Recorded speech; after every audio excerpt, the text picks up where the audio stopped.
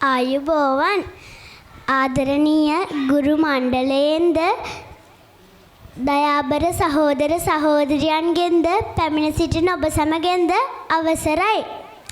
මා මෙතෙන්ට පැමිණියේ ගුරුගෙදර පෙර පාසලේ අතීත මතකයන් සිහි ගැන්වීමටයි.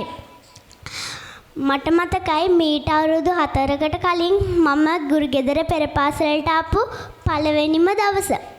එදා මම කිසිම දෙයක් දැනගෙන හිටියේ නැහැ.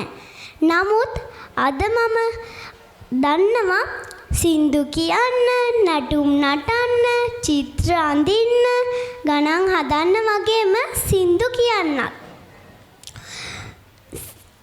පාසලේදී දහම් පාසලේදී ළමා සමාජවලදී ඉදිරියටම ගියේ ගුරුගෙදර අපි.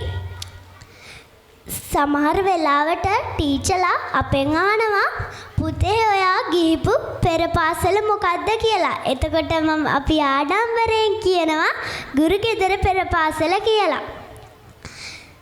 අපිට නොසැලී නොබියව ඉදිරියට යන්න කියලා දුන්නේ අපේ ගුරුගෙදර ගුරු දෙමව්පියෝයි. මම ඒගොල්ලන්ට බෙහෙවින්ම ස්තුති කරනවා. එදා වගේම අදත් හෙටත් හැමදාමත් මම මගේ ගුරුගෙදර පෙර පාසලට ගොඩාක් ආදරෙයි.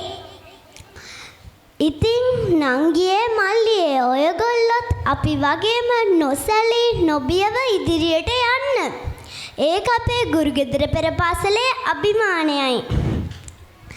ස්තුතියි. මෙතෙක් වෙලාවක් ඔබට කතා කරමා ගුරුගෙදර පෙර පාසලේ ආදි ශිෂ්‍යයාවක් වන යනුමින් සතුෂා.